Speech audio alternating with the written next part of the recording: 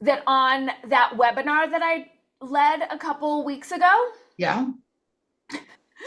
these porn people showed up and started having sex on camera in the middle of the webinar.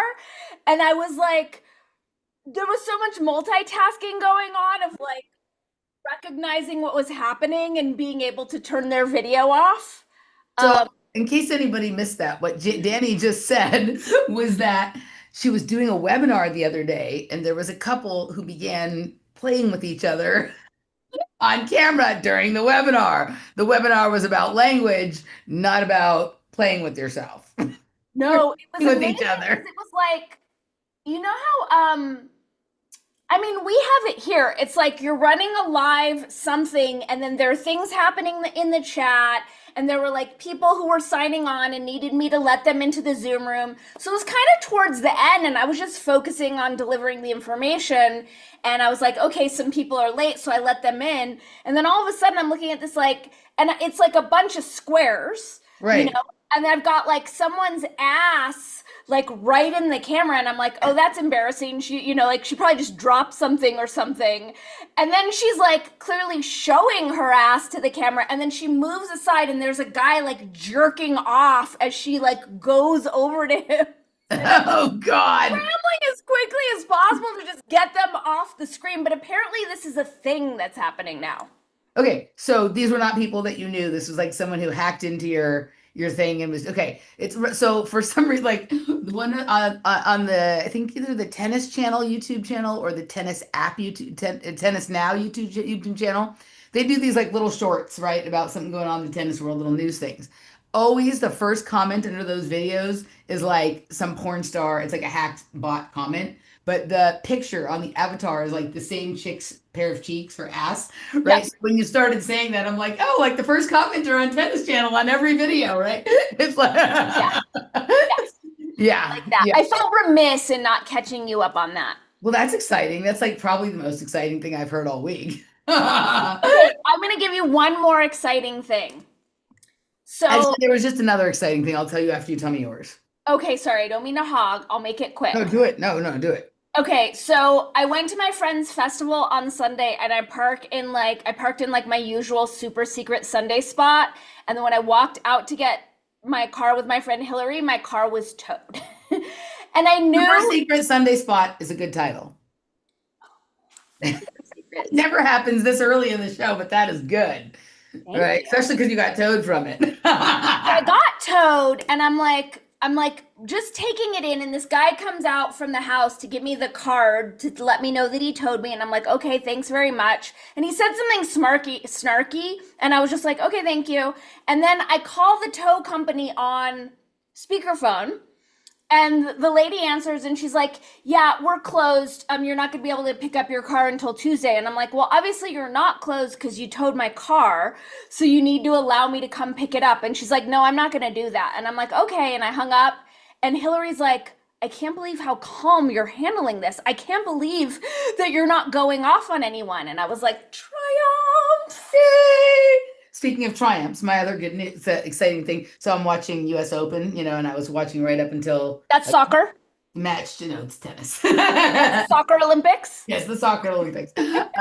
So the match ended right before our show, right? And like at Wimbledon earlier this summer, the American girl Amanda Anisimova got double bageled, so 6-zip, 6-zip in the final. She lost, and it was like embarrassing, right? To like not score any, but she was so graceful in her acceptance, in her loser speech or whatever.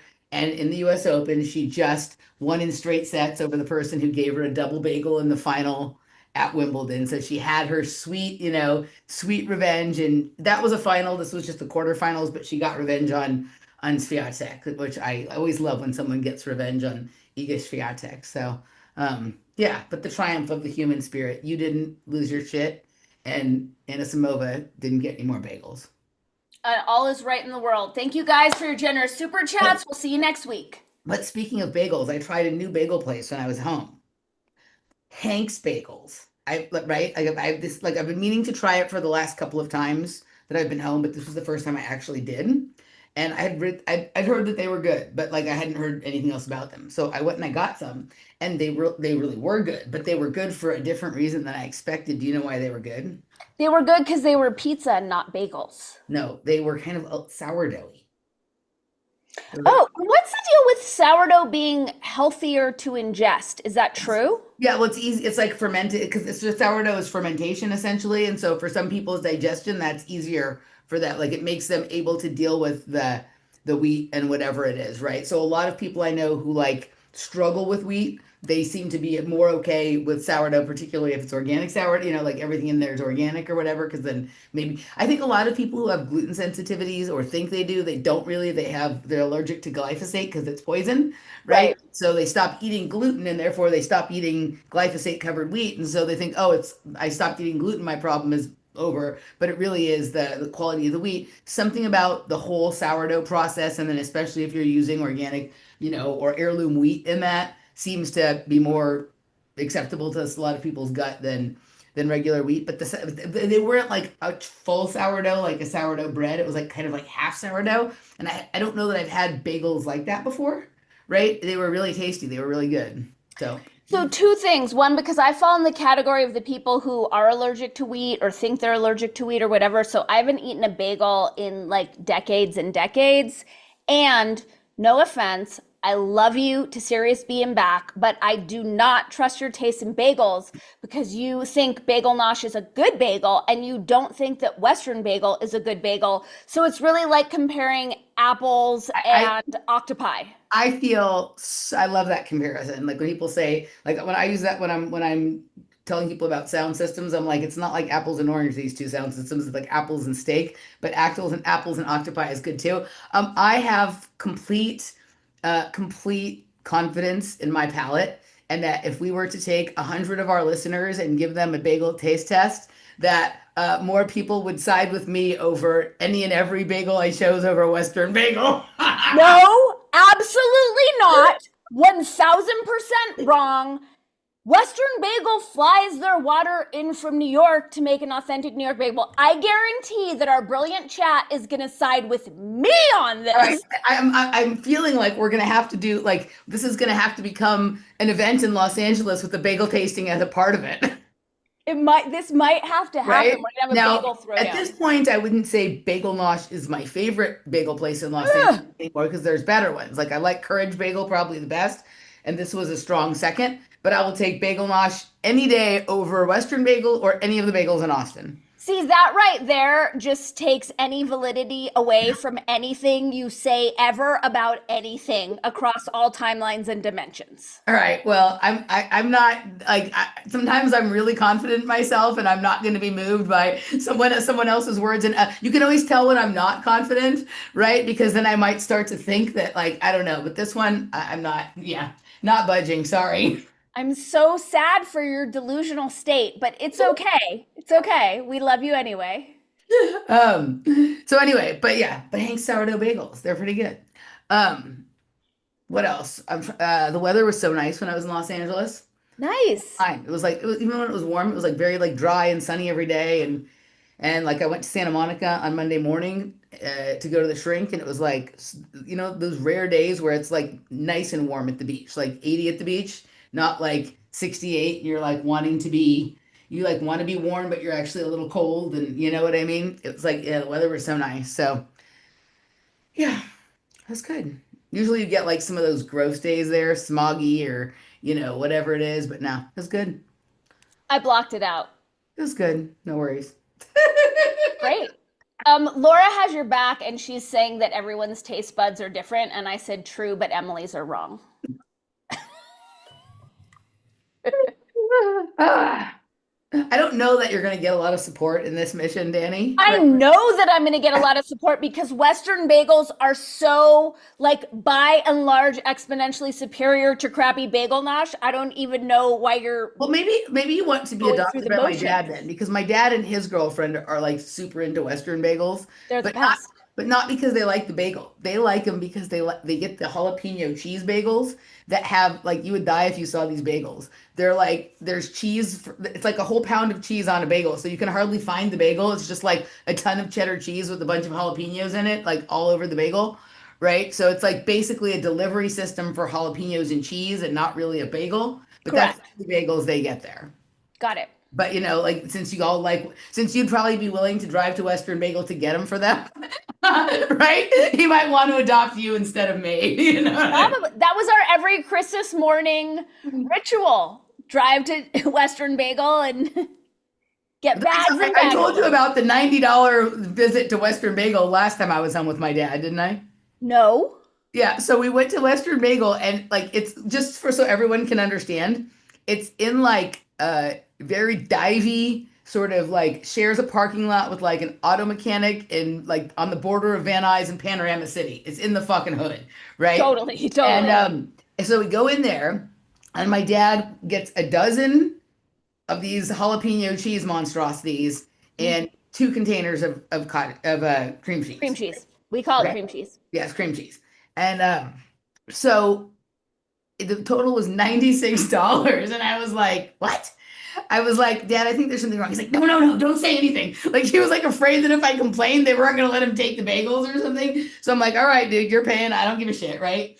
But then I went home and I did the math and I was like, yeah, this should have been like, it still it sounds insane, but this should have been Right. like $65, not 90 something. And when my sister took them back the next time, it was the right price, 65. But she also thought, she texted me, she's like, oh my God, I just spent $65 at Western Bagel. And I was like, that's better than the 96 I spent last time, right? Or whatever it is. But it was right. My dad should have let me be like a good Jewish complainer. I'm He surprised that he wouldn't. because about everything else, he's always happy to like make an issue or whatever about it. But for some reason, he was like afraid that if he complained, he wasn't going to get his bagels or I don't know. It was so weird. Anyway, but yeah, it was like the bagels are like crazy expensive now at Western Bagel, especially if you want the jalapeno cheese ones, which is the only ones my dad wants. It's probably the water shipping. I'd like to run a t-shirt idea by you and the chat All because right. I'm honing in on the just right design and then we can get on with it. So Okay. Ross always jokes with me that Jews control the weather. And I was like, I think that needs to be a t-shirt. But I'm like trying to figure out the right way to do it. So back in the day, I don't know if you remember this, like there was remember that store Oz? Yes, I loved Oz. Yeah. So my dad got me a button at Oz that said, I am a Jewish American princess. Please buy me a tab. And it's always like kind of stuck in my head. So here's the shirt I'm thinking. I want your guys' take. It's I am a Jewish American princess. I control colon, and then there's a list. The media, the banks, the weather, and your emotional state. And then the last is all of the above. Ah. What do you think? That's a way of making it like so that people won't be able to say that that's like some big, like anti-Semitic conspiracy because you're giving people the option and they really have to think about it. Right. And I'm Right? Yeah. also like throwing in an extra offensive Jewish American princess joke, which doesn't Right. like that was funny in the 70s and 80s, but now people get super offended. And then I'm saying I'm the person that I'm insulting. So Right. it's like I like wearing these t-shirts just to gauge like who I Right. can Yeah. control with what's on my tip. Correct. Yes. People will be too confused to be offended and Right. then just answer the question. Yeah. Right. Yes. And then I have the your emotional state in there for the people who are triggered. And then on the back, you should say with my space lasers. Oh, I like that. I just want to do a whole t-shirt line of offensive Jewish memes. Do it. Do it. Get Okay. kicked out of everywhere. That's the goal. All right. So let's see. We got 71 people, if my thing is counting correctly, 71 people in the house here. We've got Zaralath, Jana, Laura, Dead Star Cave Girl, Pen Greedy, everyone else. Nigel, hello, Nigel. Sorry I didn't get back to you, Nigel. I was busy with my dad just about the whole time in Los Angeles, so my apologies. Let's see. High Heart Wellness, Jim, Mitch, the organ donor in the house. Pono with all the eights. Bridget, hi. Katerina. Hi, everybody. Christopher Gardner. I'm going to get back to your text in a little while, Christopher. I haven't had a chance to watch the video yet, but I got it. Whee! All right. Are we ready to get this show on the road? Let's do it. All right. Where do you want to start? You want to start or with me to start? I We have have Glenn's three. funeral first. Sorry? Do we have Glenn's funeral? Yes. Okay, let's start with Glenn's funeral. All right. Fuck that little liar. That's also a good title for the show, huh? Glenn's funeral? Yes. Yes. I'm writing that down. Explain to everybody what's going on here. We had our piece with him and Whitney last week that was kind of a build up to this, and here we are. That was sort of like the heart attack that sent him to the hospital, and now it's ready for his funeral. So Glenn Greenwald is dead to me. I am embarrassed. I'm more embarrassed about falling for the Glenn thing than I am the Eric, the Jordan, the Brett, the others, because I've been falling, like I fell for it for such a long time. Mm-hmm. So Glenn has revealed himself to be a total globalist, shill, liar, propagandist, and I'm going to share that with us. May I please excuse me. screen share recording? Yes, hold on a second. Go ahead. Or permission. The word is permission. Also, please let me know what you guys think of the sound coming from my schmeckle. This is officially called a schmeckle. That's cute. I've never heard that before. Isn't that cute? I'm like, I thought it was just your name for it, like you had named your microphone. No, that's actually what they're called. Okay. My voice teacher gave it to me. Okay, can you see this? Yes. Okay. So, Glenn has Taylor Lorenz. Did you know who she was before this? I've heard of her. Yes, she's demented on every level. But she was one of the people who was a masked Nazi during COVID for sure. Shocker. And she was very much pushed for censorship of COVID people and probably some of the Russia gate kind of, whatever it is. She's a deranged leftist, but she's not in that leftist really. She's a deranged centrist liberal type of person. Okay. Right? Who still wears a mask. What? Oh yeah, she still wears a mask.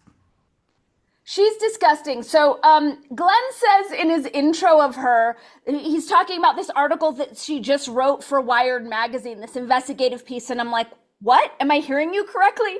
Wired only pushes propaganda. Like, why are you even platforming this chick and announcing her with the context of Wired as though that's going to lend legitimacy instead of letting your audience know what a liar you are?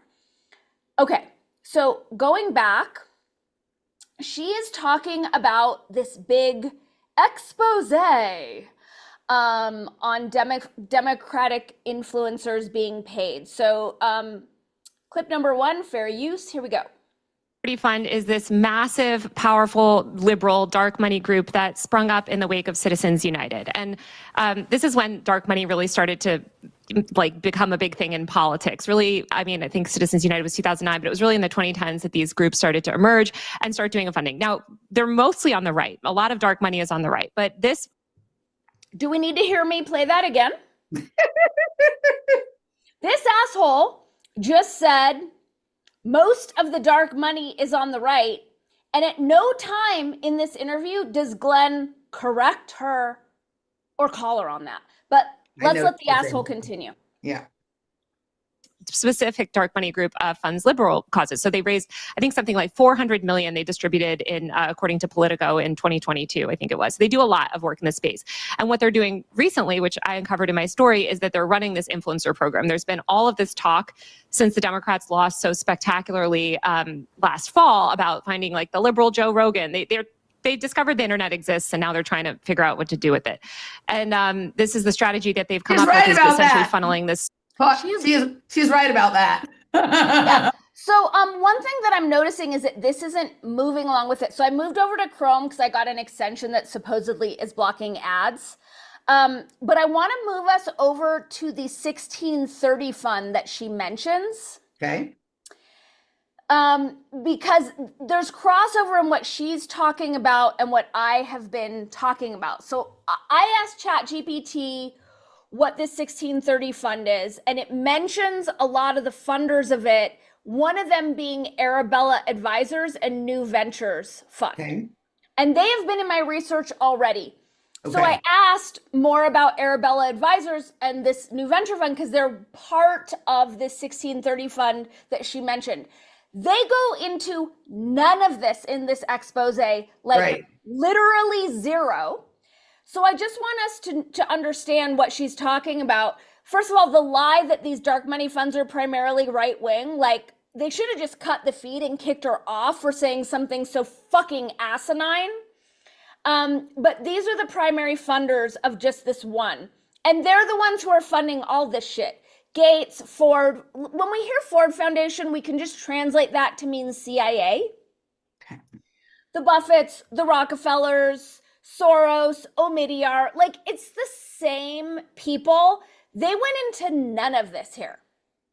Like absolutely none. And Glenn is supposedly a journalist who deserves that Pulitzer of his. All right, so one more little piece, and then I want to unpack something that I figured out this week in my own research. Here we go, fair use. Political content, like what do they think is their goal here? Yeah, well, I want to be clear. There is tons of money on the right in terms of dark money. The Republican ecosystem is flush with dark money. But the difference is that it's more bottom up in terms of their media strategy than top down. So you're right, especially the comedians that you mentioned. I've never heard of those people taking dark money at all. But there are a lot of conservative influencers, Benny Johnson, Tim Pool, others that have taken dark money or have taken money where they don't exactly. Did you hear that? Yeah. Tim Pool is a conservative influencer. Right. Tim Pool of Occupy Wall Street.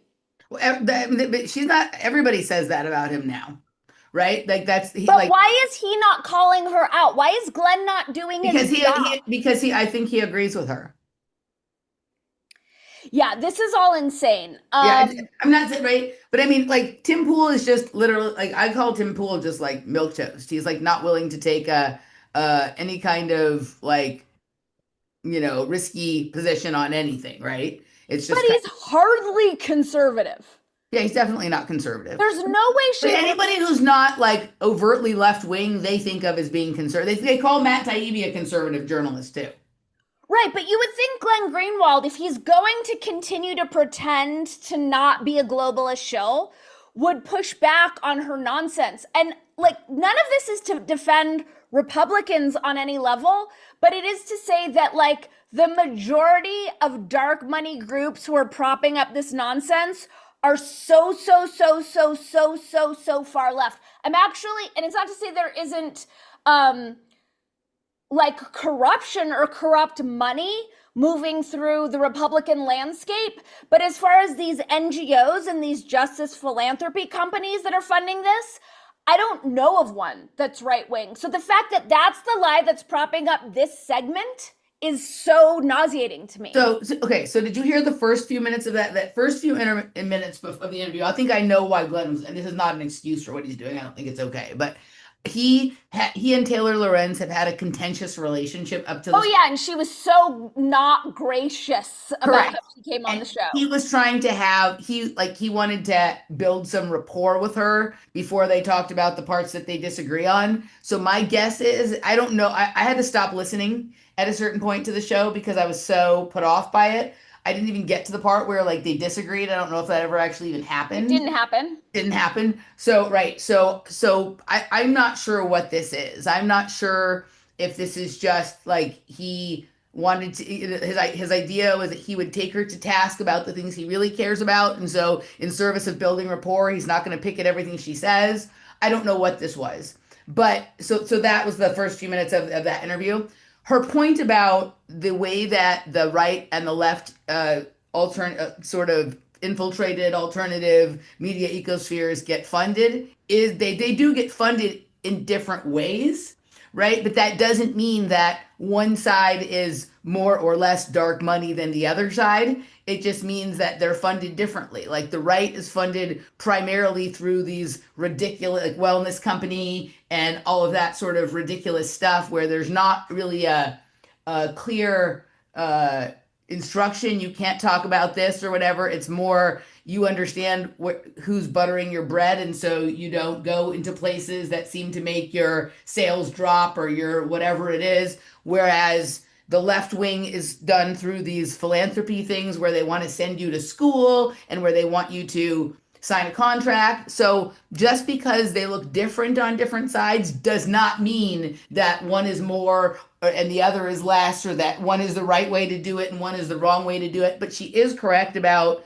that top down, bottom up thing. I do think she's correct about that. Yes, but I completely disagree. If someone's sponsored by the wellness company, we know they're sponsored by the wellness company. All we Sure. have to do is go onto the wellness company's website to see that it's Dave whatever, and Sure. like we know all Sure. of that. It's not secret.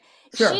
To me, this is deliberately obscuring the space and making it seem like this is an expose in Wired. Wired magazine is pure disinformation propaganda. This is starting to eke out more and more. Like Mike Benz, he's got his version of it, but he really only, like, his focus is on internet censorship. I have been delving into this so deeply to figure out who else is talking about this. So I don't know if it's because I'm doing so many searches that's alerting the fucktards that, like, oh, let's like let some air out of this and make it seem like we're exposing. But the key with dark money, and this particular segment just proves that they're in bed with them, is that you're not supposed to know who's funding, like, Correct. Tides Foundation or Right. this whatever. And it's so that, like, billionaires and donors can obscure the progressive Marxist shit that they're funding. So I don't, But I don't think that's happening on the right. So I don't think, first of all, I don't think we're in disagreement. Like I don't disagree with you. I think that the implication, because I've heard this discussed elsewhere by other people when talking about like wellness company and all of this sponsorship that goes on. It's been talked about since like the early 2000s with Alex Jones and him selling gold and Tanky Tangerine and all this kind of stuff, right?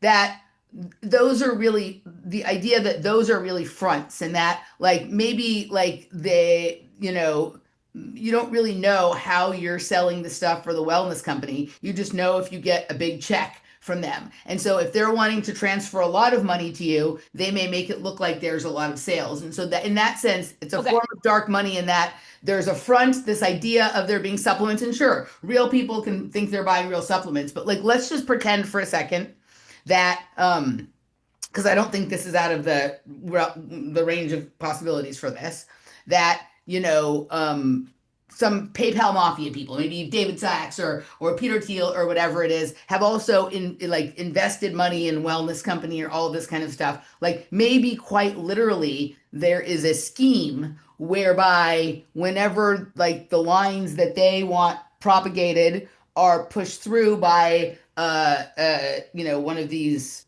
podcasts or whatever it is, then a certain amount of money in quote sales are made on that episode or something. So I think that could still be a form of dark money, but with your point, I actually do agree with you. So we're not in disagreement. I just think that they're calling, I think that they should, if she's going to talk about that, then she should differentiate. She should say, look, this is how dark money operates on the right. This is how dark money operates on the left. And in this case, but she's trying to make it sound like that this is the one instance of dark money on the left when all of the other instances are on the right. And that's not correct. Correct. And the fact that Glenn, if he were really interested in the truth, I think he would have pressed her on it.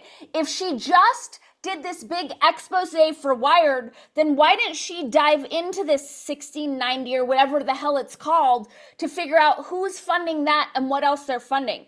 So I just want to give our audience an example, and we did go into this in Words 112 and maybe even Words 111, but just to understand what the real dark money that they're trying to deflect from, how it's operating. So I asked, like, as I've been talking about this a lot on our shows, that when I look under the hood in Santa Fe, it's these dark money funds and Tides Foundation, McCune, Pew, Ford. And they're all either center or left. None of them are right wing. None of them are right. So they all started flooding money into Santa Fe in 2017 for Native American activism. So then I asked ChatGPT, what was the impetus for all of this sudden influx of Native activism money? And they said, oh, well, a study was done, and the results of that study showed that, this community was in trouble and was in need of a lot of funding. So I said, who funded that study? Kellogg. Kellogg Foundation is funding pretty much the bulk of the Native American activism. So it's like, arsonists make the best firemen. Yeah. They fund a study. The study tells them everything's ridiculous, and now they flood the space with their money. So this is how dark money is operating, but it gets darker and worse. So the globalists are funding primarily one Native activist group here of like self-proclaimed Marxists who want land back and rematriation and everything is white supremacy and racism and blah, blah, blah, blah, blah. So two of them, one has already graduated, one is going there now, Arizona State University's Justice School. Mm-hmm. So I dig into this school. The school is funded by George Soros. Mm-hmm. And ASU is one of the biggest. It's also like it's a CIA college. ASU is right. So and then this particular school, because the main woman has a PhD in Pueblo studies, and you look at their majors, and it's like crybaby studies, you hurt my feelings studies, like crybaby studies is a good title. Crybaby studies. Yeah. So their particular school is funded by Kellogg, of course, Santa Fe Indian School, and Santa Fe Community Foundation. So if this bitch and Glenn had done any research, they would have unpacked the myriad ways that they're setting up these dialectics and these problem reaction solutions instead of making it just this cursory thing about conservative commentators like Tim Pool. So two things. Well, actually three things, because I have an idea and then that which you just said sort of acts as confirmatory to the idea. So I'll tell you the idea and I'll say why it confirmed, and then I have one thing separately about dialectics. Okay. So my idea is that, as I was thinking about this while you were talking, if Glenn, I think I know what the purpose is for Glenn having her on the show, and that is he's now part of the right-wing media ecosphere. He does all those ads for 1776 coffee. He's on Rumble, right? Rumble like bought, paid, like they paid him to leave Substack and all that kind of stuff. So quite literally, in terms of like, forget about politics for a second. Let's just talk about like how you make your money sources. He's now more aligned with the right. So he's in the Peter Thiel, David Sachs sort of sphere of the way they do it, which they do dark money differently. They do it through all this other stuff, right? And so, and it's really interesting because he finally was, addressed the whole thing with Whitney Webb last week, and it had to do with her criticism of him on Omidyar, and we all watched him take forever to do any critique of Peter Thiel. He never really talks about, he has never even said, like, look, I am nervous about being on Rumble because even though I trust Chris Pavlovsky really is a free speech guy, like truthfully, the amount of investment coming from people who are part of, Peter Thiel has gone after Glenn Greenwald in the past. So it's like a strange bedfellow that they're together now. But it does seem like Glenn's MO is to make compromises on some things he believes in order to be able to do something else or that he wants to do or push some other agenda that is more important to him. So he'll get into bed with people who he otherwise wouldn't even, normally have dinner with or something like that. And while he's doing that, he becomes blind to whatever is going on in that reality because he's trying to tell a story to himself that what he's doing is okay. And then ultimately, at the end of the day, eventually comes the time when they don't let him do the thing he wants to do. And then suddenly he's ready to speak about them, right? But this has happened enough times over and over now. Now, what she's doing, he's totally good with, with outing and exposing. This is very rare that she would do a piece on the left-wing dark money groups, but he's completely not in that reality now. So now is a good time to do that. Whereas if he had tried to do that when he was at Intercept or when he was at Guardian or whatever it is, that would be a no-go. So this is like right aligned with the excuses, in my opinion, that he's making for himself with the people he's sort of accepted alignment with, right? On some levels. So she's there to sort of and it could even be that the story was pitched to him, right? Like I'm sure he has producers and people that help him, and that their paycheck is also a result of being aligned with Rumble and all of that kind of stuff, right? And you see what I'm saying? But he does 1776 coffee. He sells all that shit that's part of the wellness company ecosystem. So my take on it is a little bit different. My take on it was like after the Whitney Webb thing, and now we have this, and you're going to give us another example of this trend of, whistleblowers and content creators doing podcasts explaining why they're not on Joe Rogan. Right. But for me, it was more like the jig is up. People know I'm full of shit. And so I'm not going to pretend anymore. And now I'm just going to allow these leftist liars on my show so they could lie here. No, I mean, I think he just, if something that someone does aligns with his particular thinking on one topic, then he's willing to overlook it, which on some level is fine. You can agree with someone about one thing and not about the other thing, right? But you're right. He was much less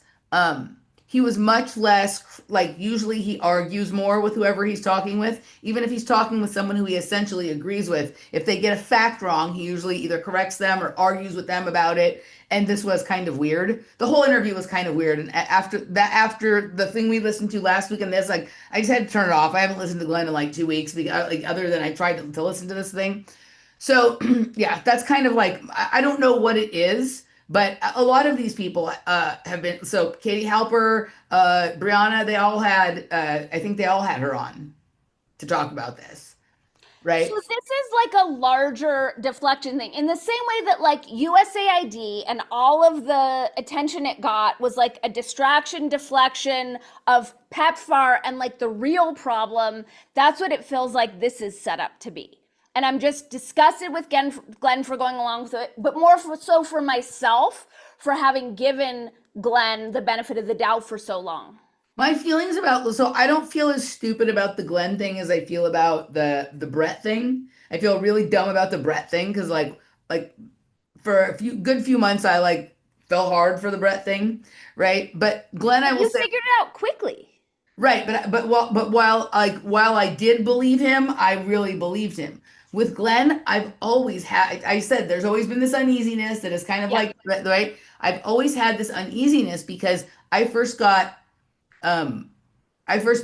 was introduced to Glenn when he would like come on MSNBC back when I was still a libtard. Mm-hmm. Like he would come on MSNBC. So as soon as I was not a libtard anymore, I was suspicious of almost all of those people that I used to see there. Well, I used to also see Matt Taibbi there and whatever, but like Matt Taibbi, when I sort of, once I sort of moved out of that libtard space and started to look into things, Matt Taibbi came away a little cleaner in those early years for me than Glenn did, because the next big thing that Glenn did was like the Edward Snowden thing. And already by the time the Edward Snowden thing happened, like in 2013 or 2014, I was like a very well researched and studied conspiracy theorist, and I understood how leaks and all this kind of stuff and whistleblowing and all of that stuff went on. And I was suspicious of that from the very, very get-go. This idea that we're going to hold back files and release them a little bit. No, if you have something that's truly dangerous, the safest thing for you is to get them into as many people's awareness and consciousness as possible, and all of that kind of stuff, right? And so I didn't know if that slow roll was coming from Edward Snowden or from Glenn Greenwald or from Laura Poitras, but that whole situation, I was very suspicious of, and still am, right? I'm still am. And I'm also suspicious of WikiLeaks, even though like it's like undoubtedly true that Julian Assange suffered on some level for something. Like I'm not sure what he suffered for. I have a feeling that there was more of a skirmish about like some of the stuff that happened during the election than anything about like the stuff from the Iraq War or some of the other like bigger stories he really did. I don't know like if he was like in on it for a while and then he broke. I don't know what that is, but all of that to me has so many intelligence agency fingerprints on it in every way that like that's who Glenn Greenwald always was for me, even though he undoubtedly like when he gets a story that he feels passionately about by the teeth, he's very good, but like it always seems to align in some weird way with, you know, whatever his other interests are, spoken or unspoken at that time, and not really just about like the down dirty truth, right? And so I've always had that level of discomfort with him. Yeah. And so I you know, and I still do. And I still think he can still be great at arguing when he's doing it, and then when he lets things like that go, then it makes me very suspicious. Yeah. Right? Yeah.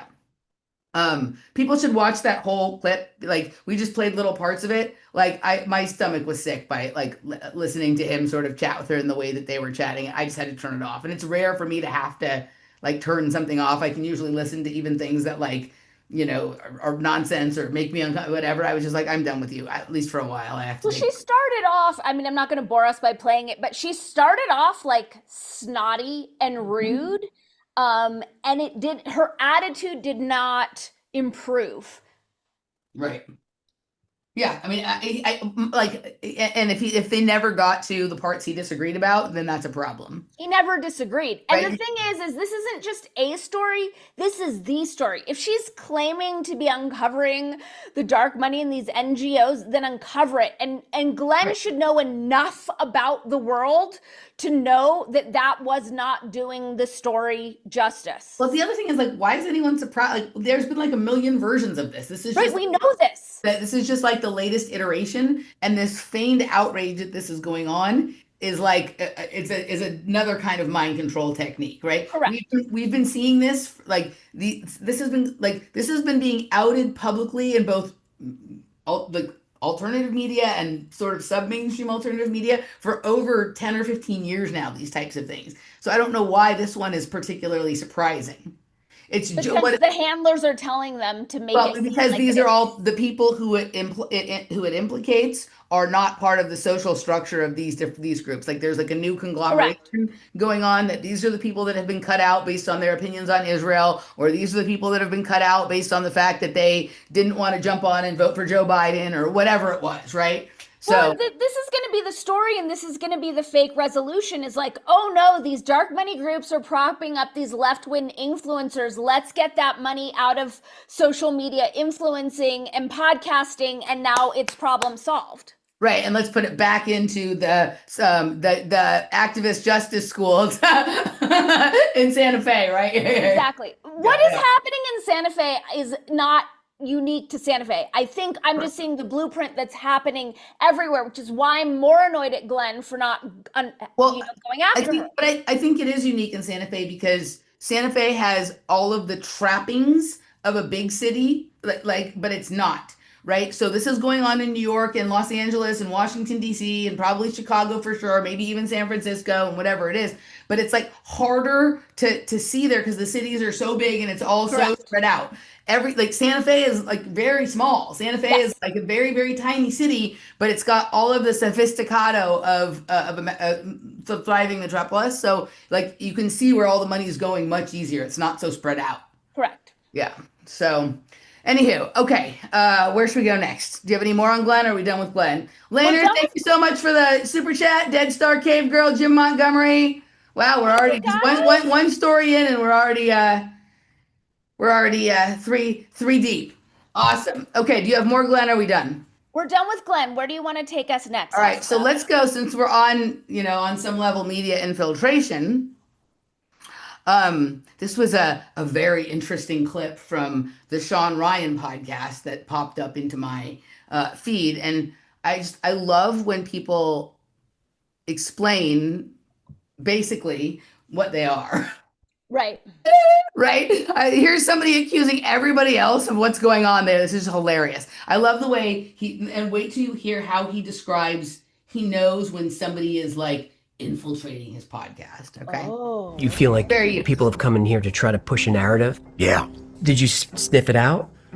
Yeah, they do the circuit. They go on every podcast, right? They'll text you like, oh, I said this on your podcast. I said this was going to happen. We should do this again. And it's like, you remember exactly what you said on my podcast? I think the media is over. I do too. I think it will die with the baby boomer generation. Yep. I think it's done. What do you think they do with all the information? Most of it I don't think they do anything with. But, you know, if it turns up that, like, do you think that you're of interest to someone somewhere? Right? I know I am. Of course. So So bad. So everything you do is collected. Right? There's probably 2 or 3 collections officers that are just dedicated to what you do. Why? because, man, this sounds weird to say, and these are not my words, but because we have an impact on the consciousness of the U.S. That's dangerous. They want to control the impact. They can't have independent voices controlling the conversation. They've got a lot of them now. You know, I hope that we're past that point of This is inflection such a staged conversation. It is Beyond. continuing. where the independent voices are more powerful. I think they are. I think they are. They definitely are. What is I this? get more views on a video than all cable news channels combined. So do you. The I number don't of know views who that you this get is who he's talking to. is all of cable. So his name is AJ Gentile, and I've never seen him before either, except for I think it's AJ Gentile. okay, whatever it is, Gentile, tomato, Western bagel, Hanks, whatever. I don't know, right? Okay, I saw a clip from the same podcast last week because the clips roll through, and he was trying to make the case that he loves to talk about conspiracies and government corruption and all that stuff, but he doesn't talk about 9/11 because if the conspiracies that people are saying are true about 9/11, then what do we have? So he just doesn't talk about it because if the conspiracy thing is true, that's just too much. Right, his brain can't handle it, therefore Right, it doesn't it's exist. everybody can't handle it, so we just aren't gonna he has that as a stipulation. We don't talk about 9/11 or something, right? So Okay. yeah, I've never seen him before. So here we go, continuing. Combined. There's But I no love power how there anymore. our podcast is a new battlefield for disinformation. Wasn't that the title of an episode of the Alex Jones show in 2009? What the Probably. fuck are we talking about here? And they don't like that.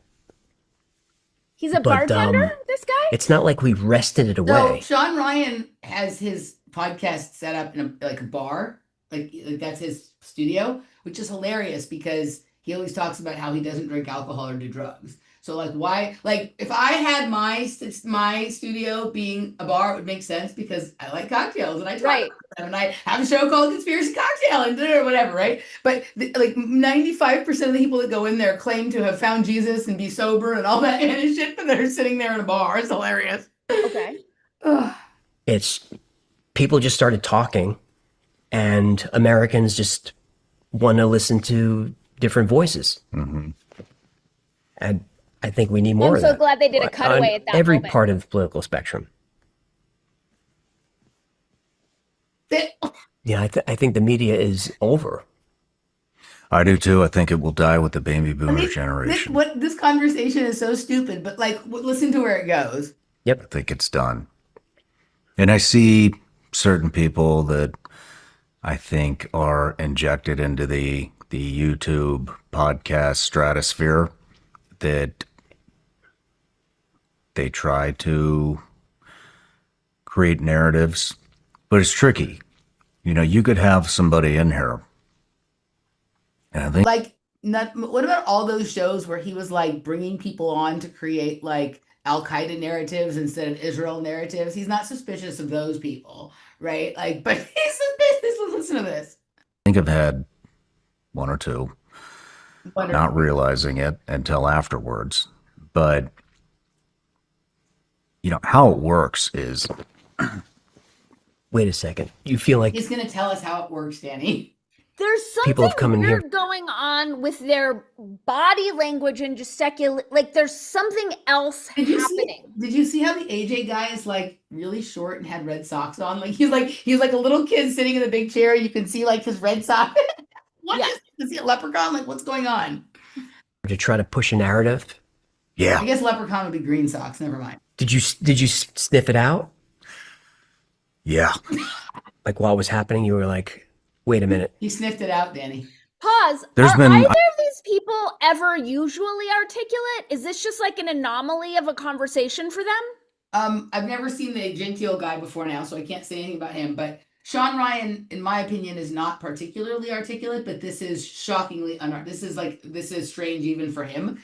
It feels like this conversation was planned to be had as opposed to came up in the normal part of the interview, right? You Like know they're when trying to stage a conversation about this.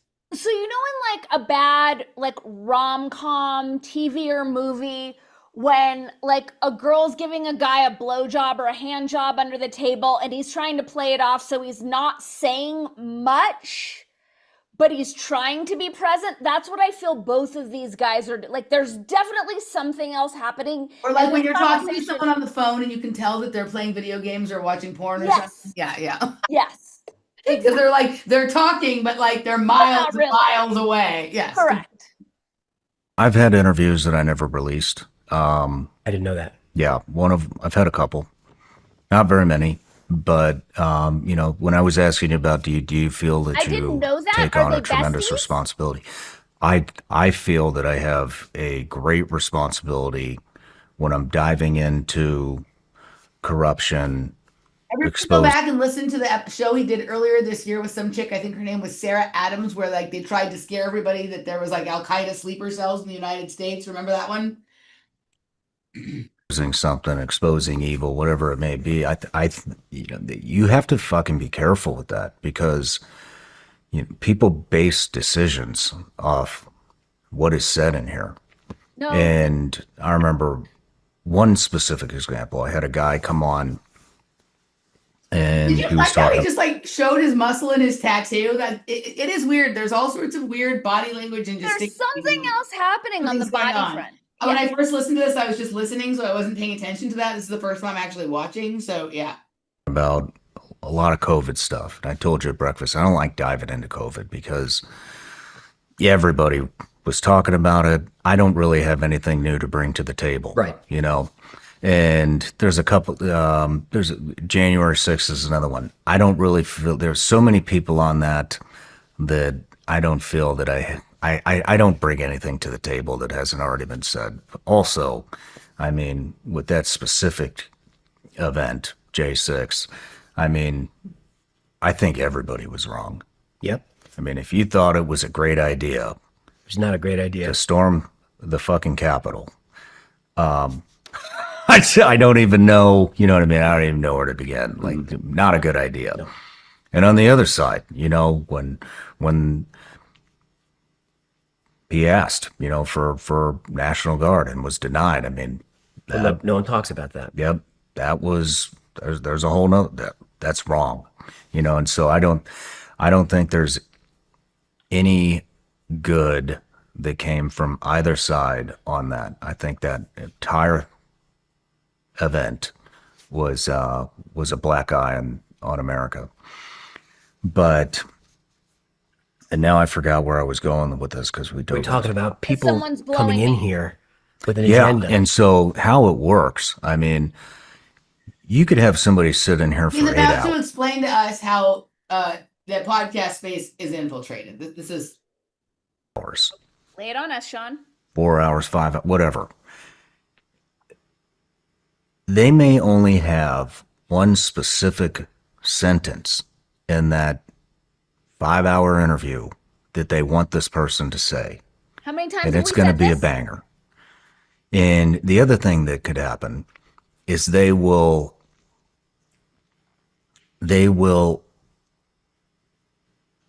predict information that's going to come out in days, weeks, in a month, in a couple months. And they'll make these predictions about what's going to happen, who did what, done, whatever.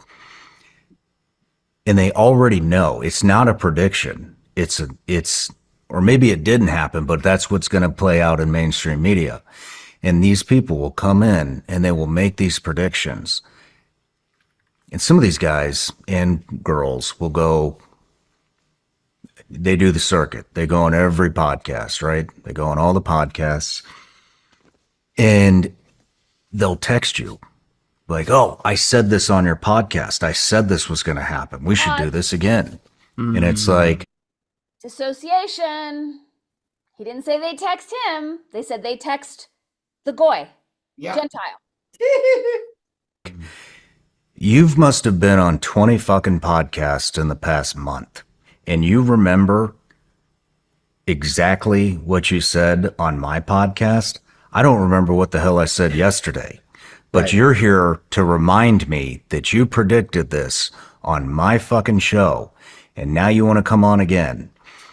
And then another one, and then another one. Right. And it's like, That's his debunking? That's his debunking, is how I know somebody is pulling my leg is if they remember what they said on my podcast.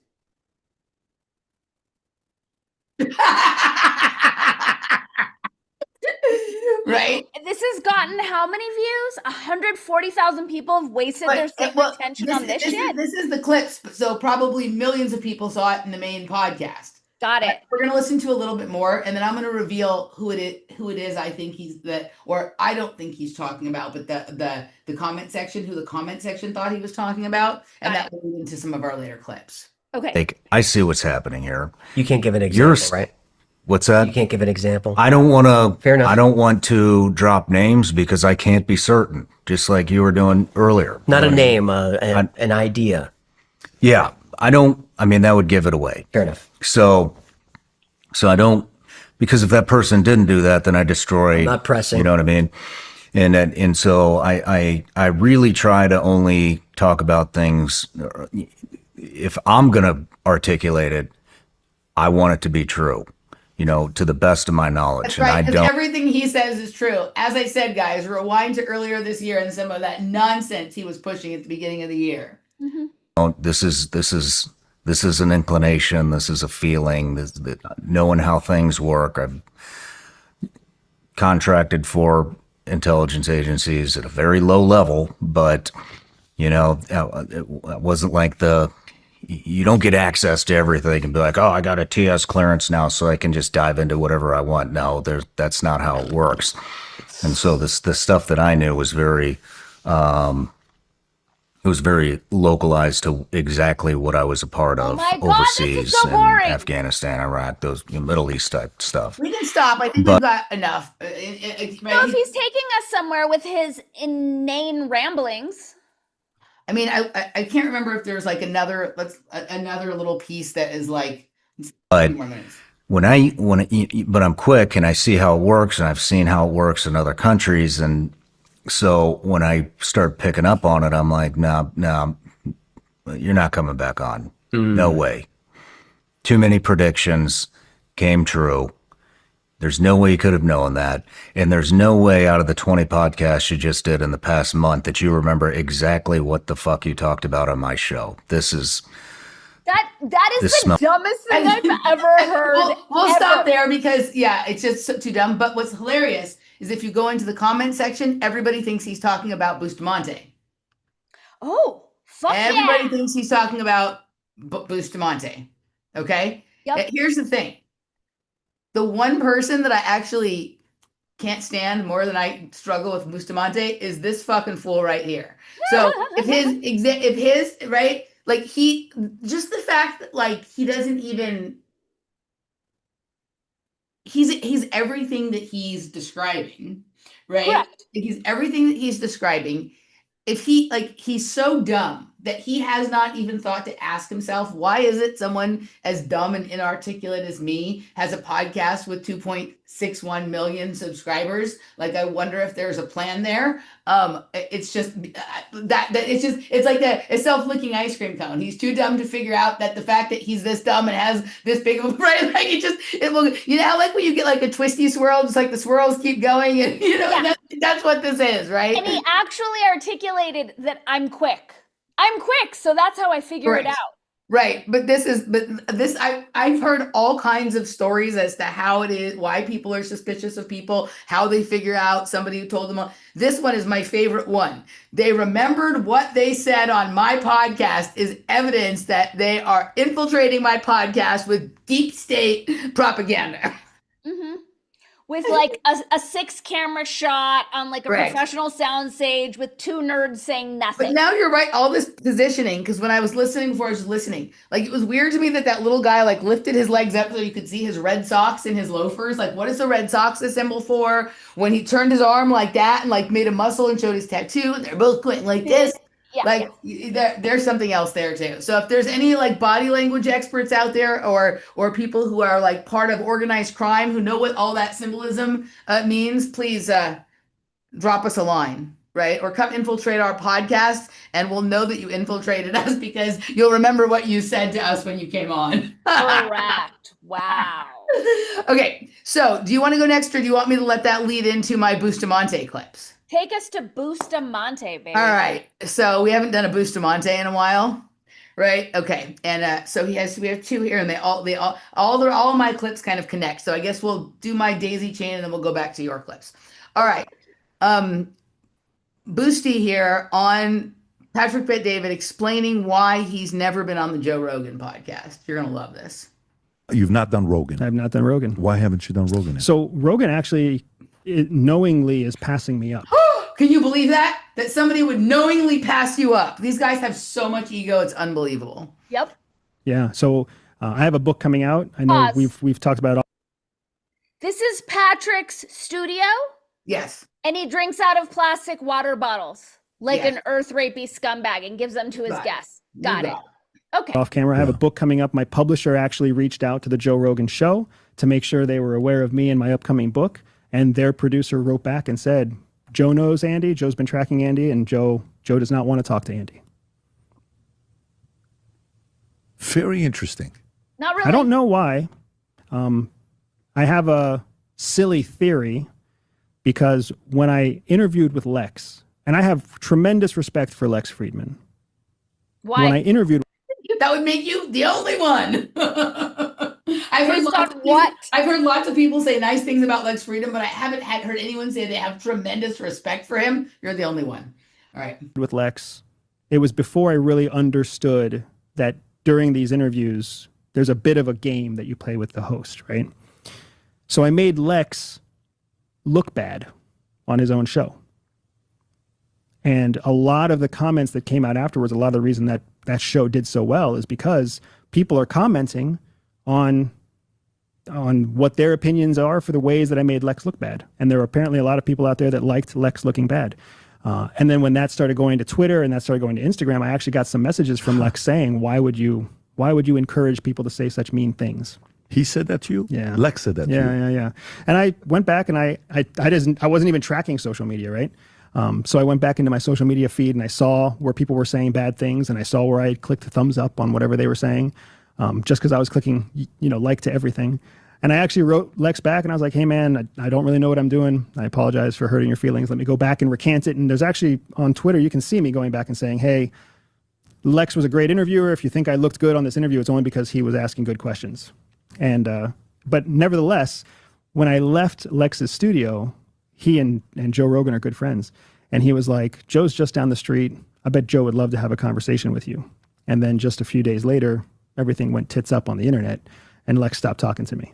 So if there's... Well, then that makes sense. Yeah. Because I don't see... Joe is very loyal to his friends. What was that Very that loyal. just popped up on the screen? Did you see that green thing that just popped up? Unlock CIA sex secret. Click second link description box below. Go into the box below. Is there a CIA sex secret option?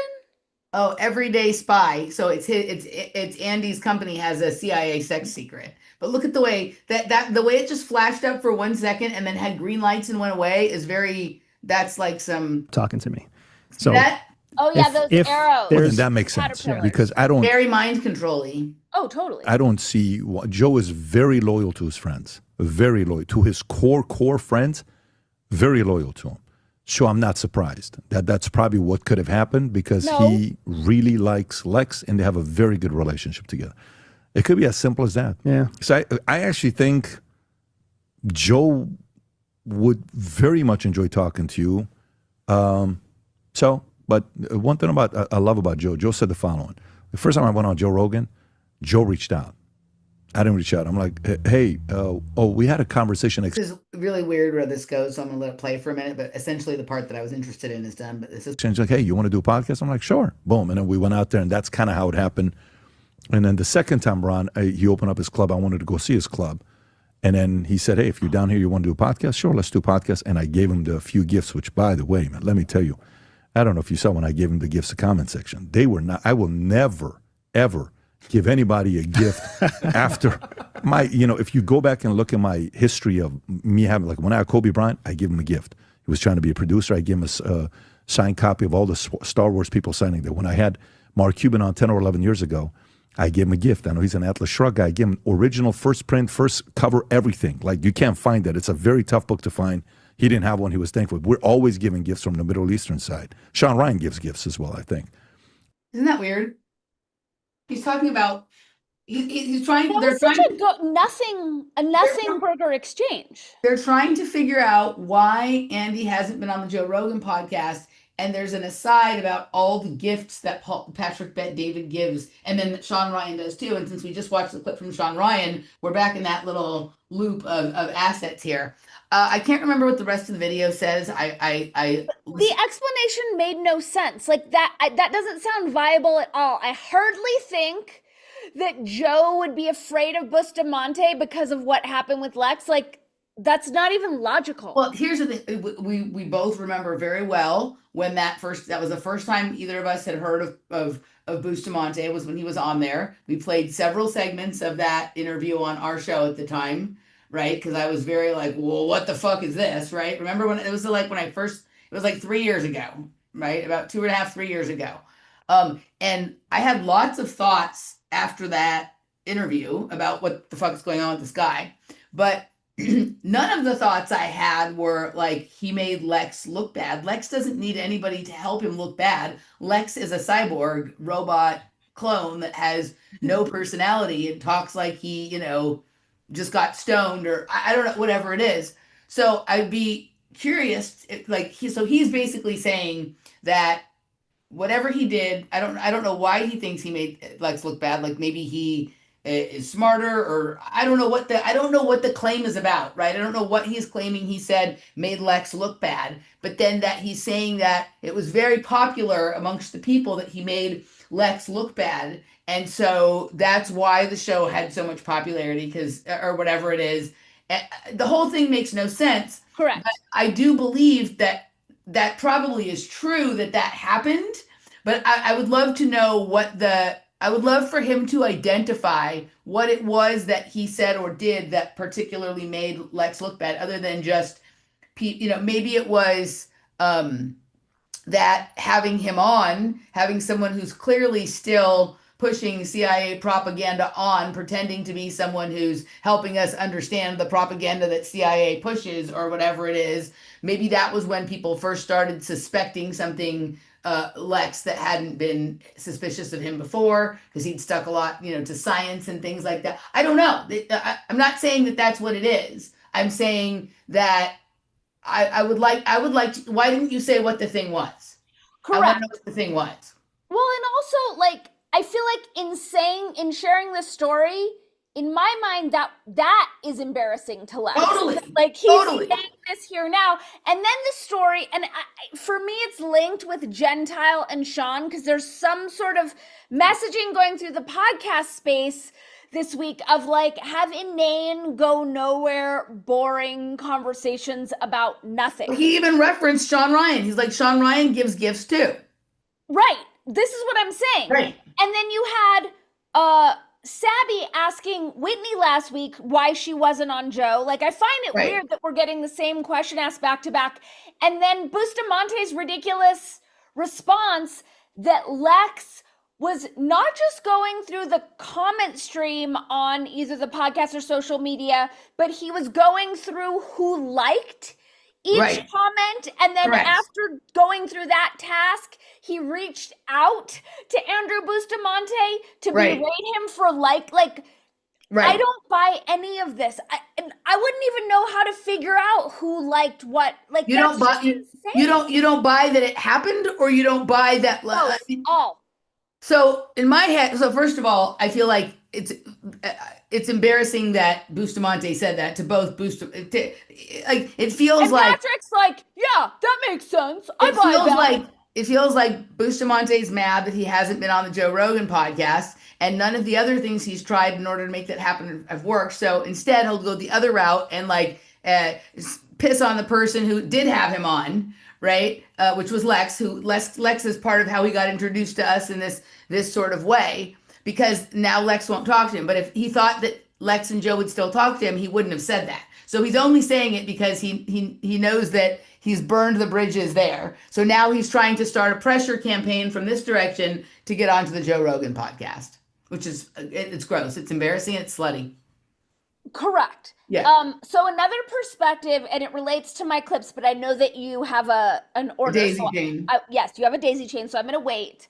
But this feels performative and fake, and like Everything the does. obvious setup to have Joe have him on, and then it'll be like this fake contention. Right. Yeah. And it'll be more build up. And maybe the same thing is happening with Whitney as well. But this all feels very performative. Well, it feels very contrived, Yes. right? It feels very contrived, and it feels like it's part of starting that pressure campaign, right? To get his book out and talked about on, even if it were to be a fake contentious Joe Rogan interview, it would still bring a lot of attention, right? But I like, and one of the things that is sort of interesting is, obviously, when they were done recording the podcast, Lex didn't feel like he'd been made to look bad. It took other people thinking that for him to think that.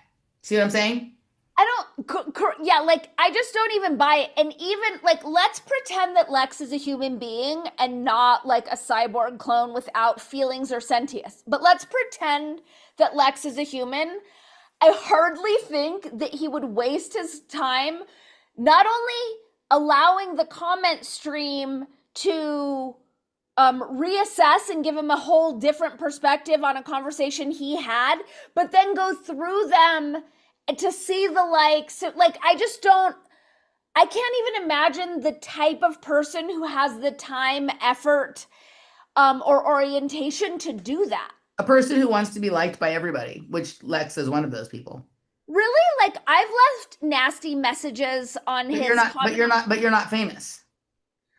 Right, but for the comments to like change his perspective on that was a good conversation, no, now that's a bad conversation? No, it was let's giving them the benefit of the doubt that he's like reporting like sort of the way that it happened. It was that Andrew Bustamante had liked those comments when people. That's what. Right. And so, like, you know how some people don't ever read the comments; they just like everything because it drives the algorithm, right? You want people to think that you're looking at their. I believe Andrew when he says that I was just liking everything because he only cares about himself. He's not really worried about what other people think, and he's not really interested in reading people's comments. He just wants more attention and more attention and more attention, right? And so I think, and Lex, because whatever he is, like if he is the robot, he's like the robot that cries or something like that. Like I think he does.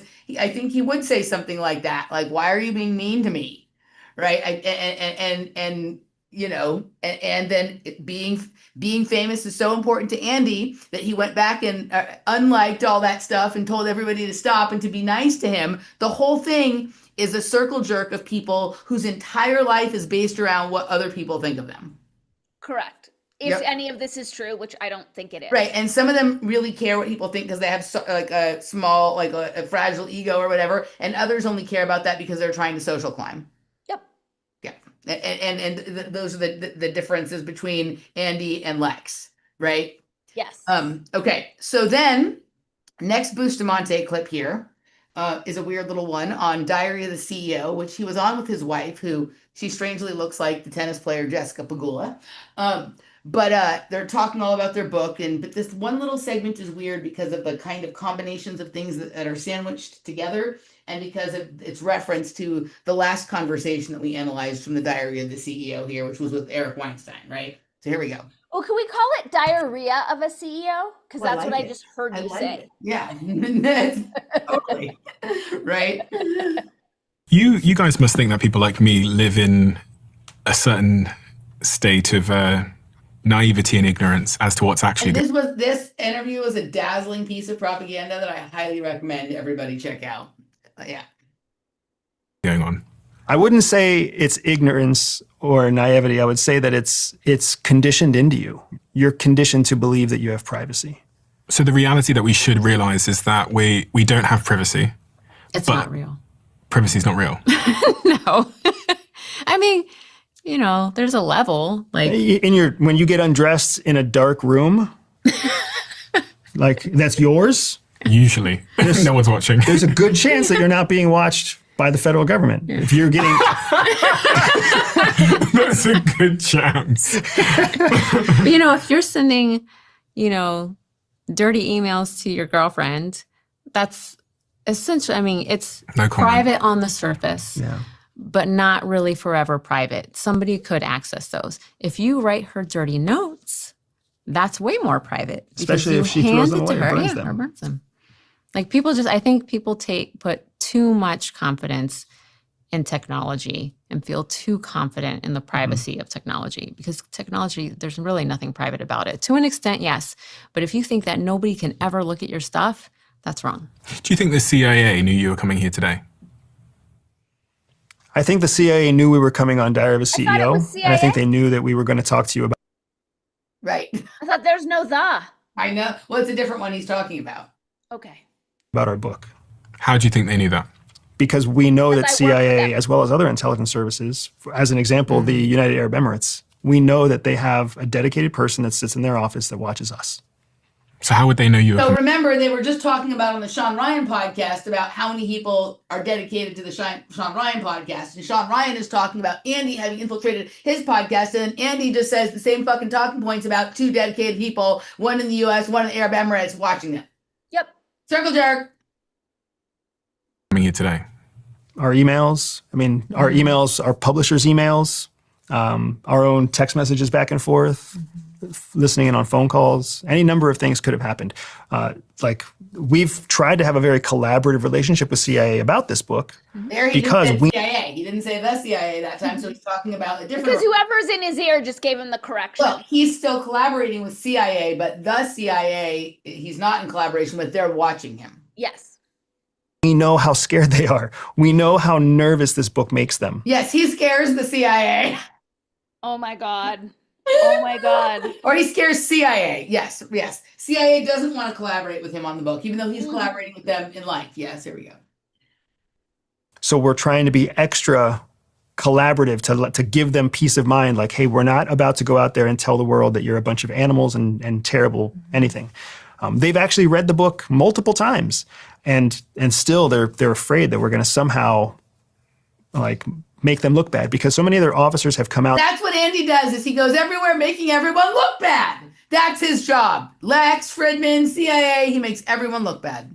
To become authors who make CIA look bad. There was a couple of other things that we are going to get back to the arcade and what happened next, but there's a couple of other things that sprung to mind when you talked about how people can make real businesses, fake businesses, have various different covers. The next one was, you mentioned Edward Snowden earlier. And in mentioning Edward Snowden, you used him as an example of someone who returns to the country that they were working for the whole time. So with Snowden, in the Snowden case in specific, right? Whenever somebody flees their own home country, Yeah. nobody gives them protection for free. Even in the United States, we don't give anybody protection for free. You have to earn it. You have to share some sort of currency. And that currency may not be cash dollars. That currency might be information. So when Snowden leaked to The Guardian the operations at NSA that were collecting against American citizens, the same American citizens that Jihi was just talking about, right? Nobody cares about Joe Bob.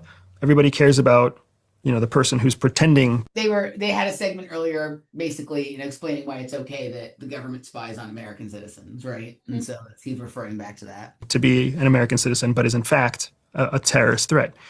When Snowden made his escape, when he fled the United States, he was essentially trading classified information, not just the details of the NSA case that he whistleblew, but other confidential information that he collected specifically as currency to help him basically pay his way through Hong Kong and into China, or into Russia. And so he lives in Russia now. He's a Russian citizen. I'm pretty sure he's also received a Russian award for heroism. And you think he gave secrets to Russia about the United States to get that? I can almost guarantee you, yeah. What he gave, I don't know. But Russia wouldn't give him that status unless he had given them something in return. And the other one who sprung to mind as real business, real business becomes successful is the man on everyone's lips at the moment, Jeffrey Epstein. So Epstein's a fascinating case because Epstein fits all of the primary pillars of a foreign intelligence asset collecting information on American citizens, not an American spy working for someone else. It's funny because people keep thinking like CIA killed him, or people keep thinking that he somehow worked for CIA or maybe even worked for Mossad. What I see is the opposite, that he, if anything, was working independently, maybe even working for several countries, but collecting information. That was interesting that he said several companies, right? And then he corrected it and said several countries. I thought that was an interesting give. Totally. On U.S. people. Is that what you believe? I think that he could have been that. I don't know that I necessarily believe that it's true. Because he was a very successful business person. He had lots of successful friends. Correct. I was interviewing someone the other day and they said that they met Here's the next part we're listening for, and they'll be done with this. Jeffrey Epstein. And Jeffrey Epstein look was on his face? really, really interested. Which That cutaway to Andrew, he had the weirdest smile. All right, let's try again. Hold on. That it's true. Because he was a very successful business person. it out. He had lots of successful friends. Correct. I was interviewing someone the other day and they said that they met Jeffrey Epstein. And Did you see that? Jeffrey Epstein was really, really interested That was in weird. their physics. Okay, so now he's basically talking about Eric Weinstein, and we're going to hear what Boosty has to say about Eric Weinstein. Emily, there's a note in the chat that your volume is low. Oh, I'll turn it up then. Thank you for Sure. letting me know. Let me fix it. Hold on a second. Pull my Zoom up. Thank you, Michael Charlie, for giving us the heads up. And Hold thank on, you, I have Shiloh, for your generous super chat. Thank you. Let me fix my audio. Okay. All right. Is that better? Yes. Okay. All right. People used to always tell me that I was much louder than my guests, so I turned it down. But now people are saying the other thing. So sorry, guys. Okay, back to the nonsense. All right, here we go. Friends. Correct. I was interviewing someone the other day and they said that they met Jeffrey Epstein. And Jeffrey Epstein was really, really interested in their physics and science discoveries and wasn't interested at all in the financier stuff that he was pretending to, or he was purporting to be involved in. And this person said to me, it was just really bizarre because he was only interested in the physics and science discoveries we had at Harvard. He wasn't particularly interested in finance to me. And that person was like really shocked by that. What I've It learned means that he's taking Eric seriously. Like, it's sad that that's his takeaway from the conversation with Eric. Not that Eric is like a fucking egotistical blowhard who thinks he's the most important person in the world. Right? Especially said, and I just want to remind the audience that Eric said with like full like on stage drama, I want to know why Jeffrey Epstein was so fascinated in my work. Right. And then CEO goes, what makes you say that? And he goes, now you're pushing me to talk about things I don't want to talk about. Right. And that wasn't a clue Right. to Diarrhea CEO that he was full of shit. Yeah. All right. working with wealthy people and successful people is that they're often very intelligent and they're often misunderstood. And part of the reason that they have grown as successful as they have grown is because they don't really fit in anywhere else. If they would have fit in somewhere else, they would have been distracted by the area where they fit in. Instead, they had to carve their own interests, their own passions, their own drive. in many ways, when I look at Epstein, that's what I see. I've also worked with many wealthy people who have gone to jail. And when wealthy people go to jail, their whole identity crumbles and they start to doubt themselves and they start to have these irrational thoughts that sound totally rational to them. I had a client who was very wealthy, who was going to jail after being found guilty of a crime that arguably couldn't be proven, but the court system was set up in such a way that he was found guilty. And he literally thought that it would be better if he cut off all ties to his kids and just went to jail, and then even when he got out of jail, never talked to his kids again. Because that would be better than shaming his children for the rest of their life with a father who went to jail. So when I think about the Epstein case, and I think about a wealthy, powerful man who was having parties with the world's elite, and then he goes to jail and he kills himself, to me, that's not an unbelievable series of events. So there's some more here, but I think that's enough on this. So he basically earlier, remember, he's always working in the interest of CIA, was clear to say that CIA, everybody thinks CIA did it, but the CIA didn't do it. No, I believed he killed himself because it's just too shameful to have gone to jail for whatever, right? The whole thing was nonsense. But again, everything, this circle, this loop is closing because all these podcasts are referencing one another. Everything, but right, like it's becoming this weird thing where everybody is trying to coordinate their narrative. They're trying to come up with that one golden thread, right? That sort of explains everything, and you can. It's crazy. So he just was referencing the podcast with Eric Weinstein, and my last clip of the day is a podcast about Eric Weinstein. So I just threaded all that nonsense together. And here we go.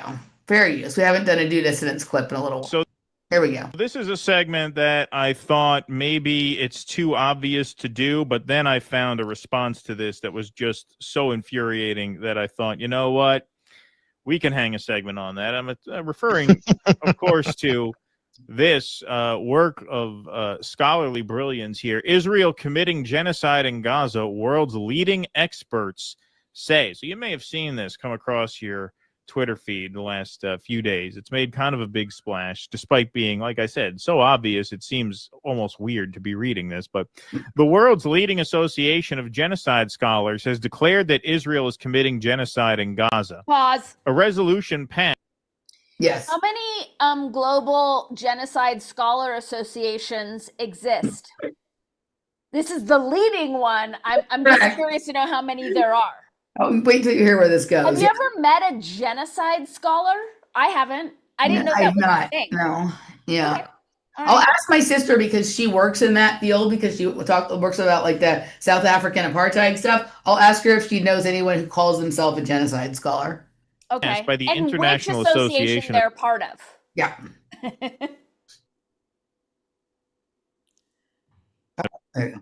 of genocide scholars states that Israel's conduct meets the legal definition as laid out in the UN Convention on Genocide.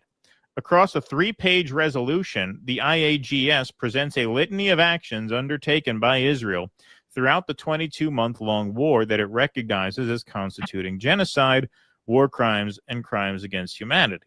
Okay, so we're not going to read in detail what the report is, but I do have to bring this up whenever it's relevant here to just introduce to you what the legal definition and criteria for genocide is. So here we go. Article 2 of the Genocide Convention. In the present convention, genocide means any of the following acts committed with intent to destroy in whole or in part a national, ethnical, racial, or religious group as such. Killing members of the group. Check. Okay, so right there, guilty. B, causing serious bodily or mental harm to members of the group. Check again. Deliberately inflicting on the group conditions of life calculated to bring about its physical destruction in whole or in part. Obviously, they fit that criteria. D, imposing measures intended to prevent births within the group. Obviously, attacks on almost every hospital. Check. And E, the fifth one, forcibly transferring children of the group to another group. They haven't done that yet, but it is despite their best efforts that they haven't done that yet. They are actively trying to displace the Palestinians into neighboring countries. They're shopping around these people to these different countries who will take them in. So Israel is guilty, indeed, of 4 of the first 5, and they are trying to commit the 5th as we speak. And if they had their way, they would have committed that long ago. So it's cut and dry. It is simply cut and dry as a matter of legal fact that they are committing a By the way, we're not listening to this for the explanation of Israel genocide. It's building into the stuff that's coming after. I'm tired of all the Israel genocide. A genocide, which makes this new report all the more frustrating. The fact that it's coming out now in September of 2025 or August when it was published, especially since on October 9th, 2023, with that definition in mind that I just read you, let's just read this. On October 9th, 2023, following the Hamas-led attacks on Israel, the Israeli government announced a complete siege of the Gaza Strip, cutting off supplies of water, electricity, fuel, and food. So on October 9th, Israeli Infrastructure Minister Israel Katz announced an immediate halt of water supplies from Israel to Gaza. Electricity cut off. Israel's energy minister ordered a complete cut of the electricity supply to Gaza on October 9th. Okay, so that is genocide right there. That is genocidal intent right there. I'm trying to. No question. For some reason, if it's you're not. imposing a blockade and then you cut off water to a population. Something's weird with my thing. It's not letting me. Okay, go ahead. I'm not trying to dither about whether this is a genocide or not. I think the whole conversation is mute. A distraction is stupid. Right. But isn't this just war? I'm like, how is what they're like? This is what they do in war. They cut off supplies. They cut off resources. They kill. Like, I'm not excusing it, but it's something that I never understood of like, these are crimes against humanity. Like, yes, that's what happens when there's war. So I think the difference with this particular, again, and I don't, when I say this, to me, I don't, all of this could even be fake, completely fake. So but I think the difference that people are drawing is that most of the time when a country goes to war with another country, they're not also controlling, like like that other country has a military and they're going to war to redraw the scenario. But for many, many decades now, the Palestine has not been allowed to have an airport or a military, and Israel has always controlled what comes in and out, controls access to electricity and water, and so they are considered an occupying force. And when you're an occupying force, you have certain responsibilities to the people that you're occupying, and cutting off water and electricity would be going against that. So it's different than going into a country that they don't have any responsibility already for. I think that's the like technical legal explanation to the question you asked.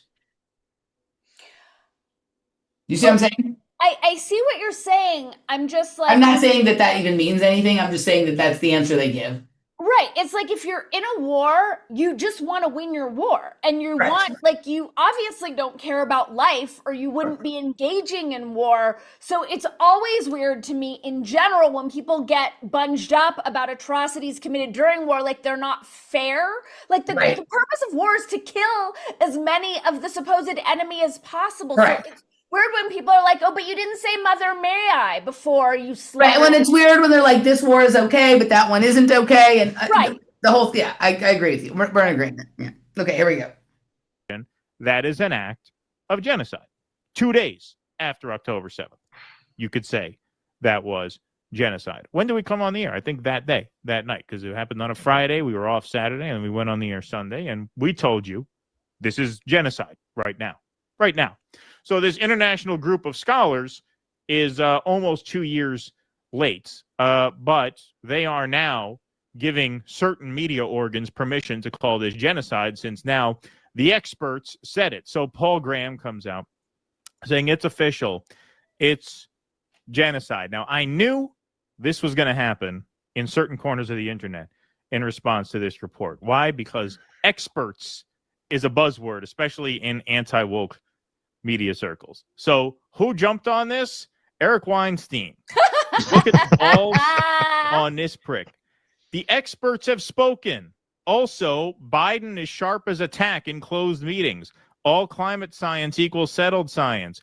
Only racists think COVID could have anything to do with a lab in Wuhan. Inflation doesn't come from printing fiat, and nature has no affinity for a gender binary. So you see what he's saying? He's saying, the same experts that told you the lab leak was a conspiracy theory are saying it's a genocide. Expert bad, non-expert good. Experts say genocide, that means no genocide. We need an expert that is class. the Correct. lizard brain. Well, it gets better because of all But these are genocide scholars, Eric. Right. They Correct. come from academia. Well, I think the thing is this: he wants better scholars. He wants the scholars that he likes. He controls. Yes, yeah. Correct. That he is talking to when he tweets this out, and he's not done. This post isn't about Paul, the guy who said it's official, nor is it about what is happening to Gazans. Oh, it seems like it's pretty very strongly about what's happening to Gazans. Yeah, I would have to call bullshit on that, Mr. Weinstein. That's adorable. It's about experts. I believe in expertise. This isn't it. Why? Oh my God. Why? Have you cited any, can you cite? He can never stop being, he's always so exactly who he is, But right? he's He can't control himself. I know. You need to stop delivering politics, Eric. But it's like Sean Ryan having a podcast about agents infiltrating the podcast. This is the point of the entire show today, right? Like everything we've talked about is basically about infiltration of alternative media. And I just want to be clear, as you and I both established, this whole conversation and debate is as stupid and lame as it gets. But for Eric Weinstein to take issue with the world's leading genocide scholar organization when that clicks all the boxes of his worldview. Right. Ugh. It gets better. Continuing. Amazing. Bias? Did the PLO give this group, $5 million to write that paper? Because that would be an indication of, you're not actually saying anything to impugn the validity of the paper or the finding. This is just vague talk of the experts lied about masks, so that means there's no genocide. Right. It's the cheapest, easiest, sleaziest, most cynical thing you can do, is just you latch on to this sort of vague, amorphous truth and see how you can connect this issue to that as a way to undermine this claim of genocide. Experts need to either assert their independence from the pastors or face irrelevancy. Experts and scholars need to stop delivering politics. Okay, well, douchebag, it is a board of genocide experts. So genocide is kind of an inherently political topic, is it not?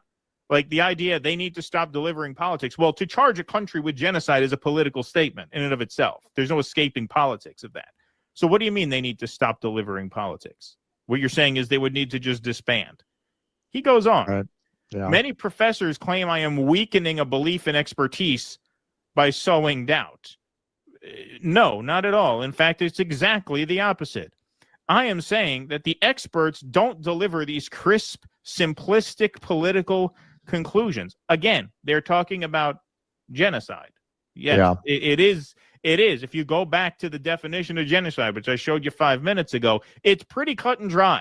Killing members of the group, destroying the mental health capacities for members of the group, inhibiting births among members of the group. They're doing all that. It's pretty simplistic. It's not complicated. It's not complicated at all. In fact, I would argue we don't need a panel of genocide experts to tell us this is a genocide, which is why it's kind of ridiculous that story made as big a splash as it did. But here we are. I am saying that those who deliver these claims are not the experts. The experts are the ones these people fire for dissenting. Based on what?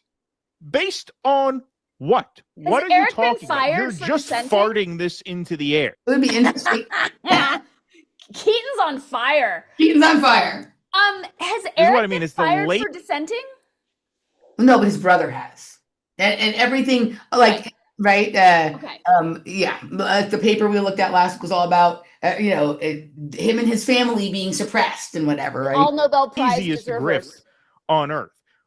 Are you making some connection to the people who, dissented about COVID, got fired and ostracized, and so they're the real experts, and you can apply that to this? How? Citing what specific examples of bias or ignorance or anything? He doesn't actually address any substance. He's just saying, hey, experts lied to you a few years ago, so we should distrust everything that comes out of a supposed expert world. They are the policy entrepreneurs in expert clothing. I don't even know what the fuck that even means. Oh, the policy entrepreneurs in expert clothing. Yeah, no, this panel of genocide scholars has really influenced global policy. That's why the genocide's been going on for 2 years. Yeah. Yeah, they're the policy entrepreneurs, the Yeah. people who wrote this paper. That's why nothing has been done to stop Israel over these past 2 years. You still have experts. They just aren't sitting in expert chairs anymore. So that's Oh, they're sitting in the chair on the Diarrhea of a CEO podcast, begging for relevance. Correct. Continuing, it gets even better. You ready? take. So if you go to the IAGS website, you could see who's a member of the board. You could see who the high-ranking people responsible for this paper are. If you have any, like, this is the any of these genocide. people. What is happening? I can't get something is weird is happening. I can't get it to pause when I want it to. Okay. Yes, he's doing a Dani thing and going to the about page and the board. I thought you would appreciate. Yeah. People to suggest it's called research, right? That Glenn didn't do and Taylor Lorenz didn't do. Keaton did it. So great. Compromised or biased. You could look it up and produce that evidence. They disclose, who leads the organization right on their website. So if you wanted to research a name or two and come to us with some reason I love to how distrust he's their ending findings, you could do that. But no, I love how what he's saying is based on nothing. Why does this is the anti-woke grift in action. He knows there are millions of people who follow him who distrust experts. He knows distrust of experts is in fashion now with his readership, and so he pushes that button in order to indulge genocide denial. So here's Luca responding. We don't need experts to know that Israel is reckless, genocidal, and out of control. They state their aims openly for anyone to hear. Your point about expertise has been a good one, but it does not apply here. Put your Jewish bias aside and open your eyes. Yeah, you're going to see quite a lot of that. Like this one. This is Chris Martinson. Good news. We don't need experts to determine moral issues. They are self-evident. Yes. Shame on you, says Arkinian. The experts see you for who you are and they call you out. So you go to the alternative Dumb and Dumber universe to pretend to have clout. You're an idiot. All right, we can stop there. I think that was enough. I thought you'd appreciate that. I thought it was interesting that Chris Martinson said that because Chris Martinson has been on shows with certainly Brett Weinstein before, but maybe even Eric Weinstein. So that was a bridge too far even for him. But I thought you'd find some pleasure in that. Keaton was like doing the thing. And also that was the epitome of an Eric moment. Totally. That was beautiful. All right, my daisy chain is done. Which daisy chain is also a good name for a show. Oh, I've already written it down. Yeah, very good. All right. And I would like to thank Jim for his generous super chats and say correct. I don't know if we have time for my Brendan O'Connell clips because we've been going so long. What do you think? I can hold them for next week. They're already kind of 2 weeks late. Okay, let's just go to you want to just go to the chat room? And then we'll do those next week, or do you have a different clip you want to play? Well, when I'm looking at them, I have it would be another 11 minutes of just playing them, and I don't know that they're necessarily time sensitive, so I'm just going to save them for next week. Let's save them. Yes, I see that Jim has given. So was he playing a game where he was giving you a super chat every time you said something? Correct. Thank you for your generous super chat, Shiloh, Amanda. And then what is this game that you and Jim are playing? Because I see that he's made multiple donations. Correct. Oh, I see. Okay, every time you say correct. correct. I know. Cool. All right. Well, thank you all for the super chats. Correct or not? All right. Everyone's asking for the clips. Everyone wants the clip. All right. No. 2 people. All right. Well, but it's 11. It's 11 more minutes of clips. That's kind of a lot. We're in charge. We're in charge of our multiverse. I'm going to bring them next week. We can start with them. But if you have questions, comments, or any of that stuff, all capital letters right now. And if you don't, I have forgotten to mention that if you go to wordspodcast.locals.com and type in "Welcome to Words," all one word in capital, you will find that the last episode, which was called "Globalist Fever Dreams," is still there waiting for you to unpack, in which we talk about some of these dark money groups that we've been referring to in the episot today. Stop asking for the clips. It's tugging at my heartstrings, and I can't handle it. High Heart Wellness wants to know, did either of you see last week Patrick Bet David got reamed and roasted for interviewing Netanyahu? I didn't see on X because I'm not on X, but I have seen clips go through my feed of people making fun of him for interviewing Netanyahu. but it doesn't surprise me. I mean, let's see. I think he's a Zionist. Patrick is so. And certainly that other douchebag he has on his show, Adam or whatever, probably is like employed by the state of Israel. So none of that surprises me. Is Adam the less good-looking one of his sidekicks? I The mean, one of them was in the news, like it was like a few weeks ago or a couple months ago, where he was ripping on Chelsea Handler for being single and childless. that's Adam. I really am not a fan. Gross. He's gross. Yeah. No, like there's the older guy, and then there's Vinny, who's like the like. Vinny's cute. Vinny's hardcore, you know. But yeah, I can't stand Adam at all. I'm sure he's just like the APAC handler for the show, and that's why he's there, because it doesn't seem like Patrick even likes him. Yeah, he's probably the APAC handler or the Mossad assigned. But I did see Patrick Bet David doing one of those Charlie Kirk debates with the libtards. I didn't watch it, but I saw it come through my feed. How was it? I saw a clip. I mean, I actually like Patrick Bet David. I just like how he engages and handles himself. The clip that I saw, I saw it on Sabby, and Sabby, being like a weird socialist, was like freaking out and was like very upset with Patrick. And I was listening to her take, and I'm like, yeah, I'm not with you on this, Sab. Yeah. See, there's not a lot of nuance in her takes on things. It's just like communist good, capitalist bad. It's like, yeah, right. So like she's fiery. So when she's like on a good one on something that we like, it's like fun to watch her. But like some of her takes are just like, there's people out there who have very interesting things to say in support of communism or socialism or whatever it is. Doesn't I agree with them, but like they're able to go deep into the philosophy and argue a bunch of points, and so you can learn something from listening to them about why some people see the world that way. That's not her. Right? Yeah, that's not her. Something that's happening here, and then I'll get back to the questions, but I just saw a clip today about how doctors are not able to get malpractice insurance in New Mexico, even doctors who don't have any strikes on their record. And so I'm wondering, is this happening because the pharmaceutical companies are indemnified for the kill shots, so now the insurance companies don't want to be responsible for the doctors in case the people are going after them?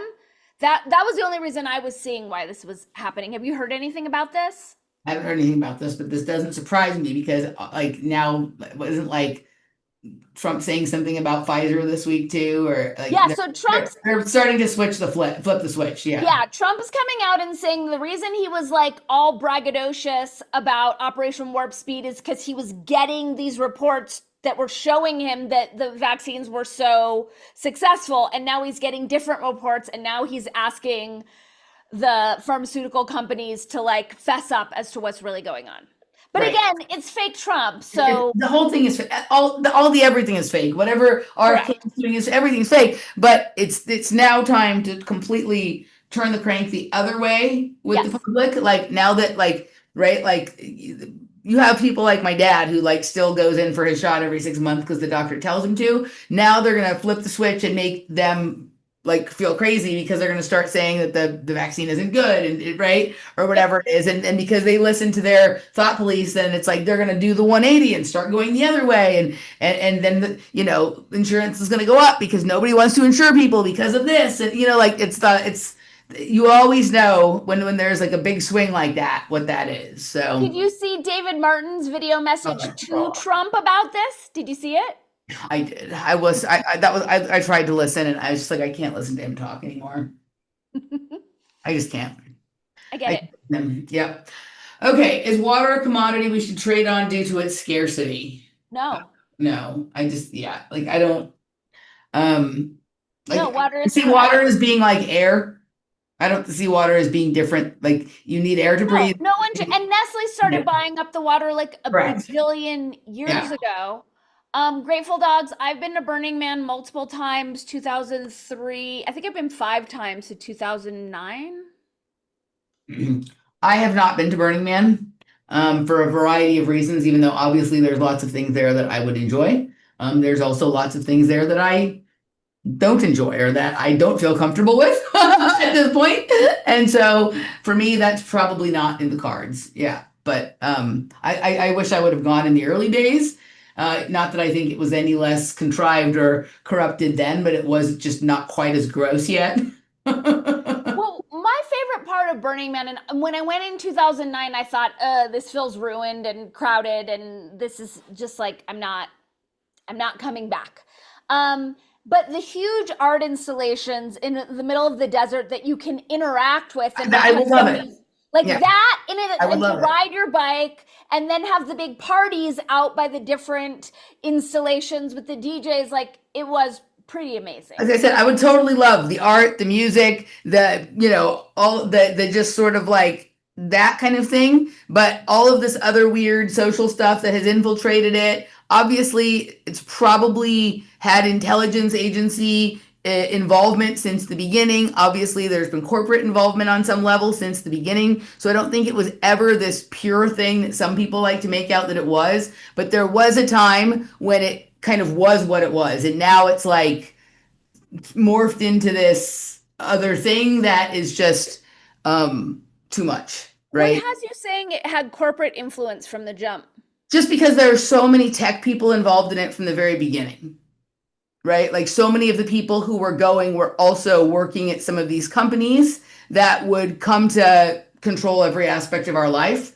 That even if it was like a truly creative person who was working for the company, right? But they brought along their friend who was like in the financial division or whatever. And so from the very beginning, it was like, hey, there's something interesting going on here that we need to keep an eye on, or we need to get involved in.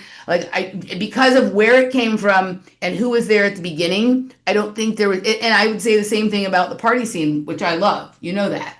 Like, something can be both distorted, and it can be real and distorted at the same time, and you can have suspicions and also love it. Like, it's impossible based on where the party scene comes from and the people who were involved at the time. It was either created or infiltrated early on. And that doesn't mean that there's no part of it that isn't organic or real or anything like that. But Burning Man has just turned into this behemoth that at this point is like there's just, I don't even have a name for it, but all the things you said, crowded, growth, all that kind of stuff, but just also, just the fact that, think about how many news stories there have been the last couple of years about Burning Man while Burning Man is happening that didn't ever used to happen. So they want people paying attention to what's going on there. Someone's dead in a pool of blood. Someone runs into the fire. Someone who didn't know she was pregnant gave birth. I was there the year the guy ran into the fire. Right? This is all, they love this. They love these stories because, right? I don't know, but it's, yeah, for me now, I there was a time when I thought I would go sometime, but yeah, I can't go.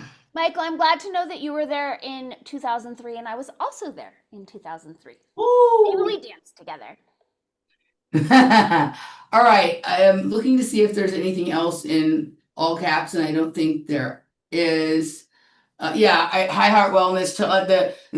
I listened to somebody analyze that trigonometry. They were analyzing the interview that they did with Netanyahu, and then also the Constantine and Francis Ford, whatever's response to the Breaking Point's critique of their thing. And somebody in the comment section referred to Constantine and Francis Ford as Tweedledee and Tweedledum, and I was like, oh, never more accurate. That's perfect, right? Tweedledee and What about Ren and Stimpy?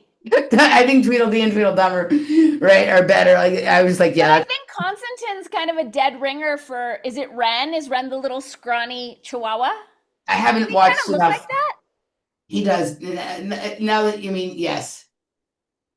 So Michael's sister Nino says started in the late 80s by artists and not tech people. I understand that it was started by artists, but from my and I'm not a Burning Man scholar, but from like what I have read of even people who have critiqued it from all the different angles and whatever, is that those people were kind of always part of that original group. I could be wrong, but that was the history that I understood, was that it was artists, but there was always this sort of these tech people there. But I could be wrong. It's possible. I certainly didn't come across any in my years on the playa. And when I was going, there wasn't like the VIP shit. the people Right. were, it had just started, like towards the end was when people could pay money and just drop into a camp that was made for them, which I think absolutely contributed to the downfall, along with cell phones, not talking about the infiltration, but just the changes to the culture on the ground. Like if you weren't getting there a week early and like hammering rebar into the hard earth so that your tent wouldn't fly away and go through all that. Eric talks about it. Everyone should go to Burning Man. Like what? You helicopter in, you sleep in an RV that someone brought there for you. You're in a camp that like other people aren't allowed to go in. But I think from the get-go, it was like, it felt authentic in terms of like gifting culture and really cool lectures. And there was nothing was for sale except ice. Yeah. So, and I'd say like the same thing about the party scene, right? There was a time when the party scene felt really, really organic, right? And then at a certain point, you start to recognize things.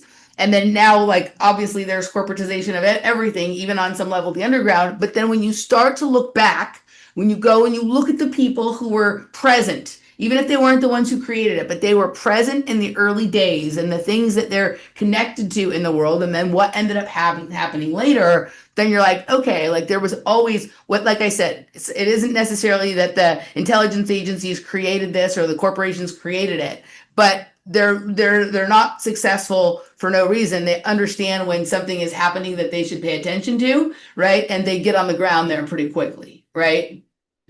Yeah, now that you think about it, I mean, now that you say it, sorry, I'm responding to Michael in the chat while I'm talking to you. Yeah, I guess just thinking about like lightning in a bottle and some of those bigger, okay, now you're right. Now I can see it. Right. So again, and also I still love all the stuff, right? Like I love going to parties. I love you can always feel the difference when you're at a party where people truly care about the underground and the culture versus where people are just like trying to come up with the lineup that's going to sell the most tickets so they can make the most money or do whatever it is. Right. But there is no pure, clean space anymore. And maybe there never was. Right. It's sad. Yeah. Thank you, Lil's mom. Thank you, Lil's mom. All right, guys, I think Lily. we're It's Lily. Just Is it like Lily's it's mom? Gentile. It's Lily and Gentile. Lily's mom. That's the name Okay. of our show. Got it. Got it. Okay, everybody, this was a long one, over 2 hours or about 2 hours. So thanks for hanging with us, and we'll see you next week. Bye. Bye.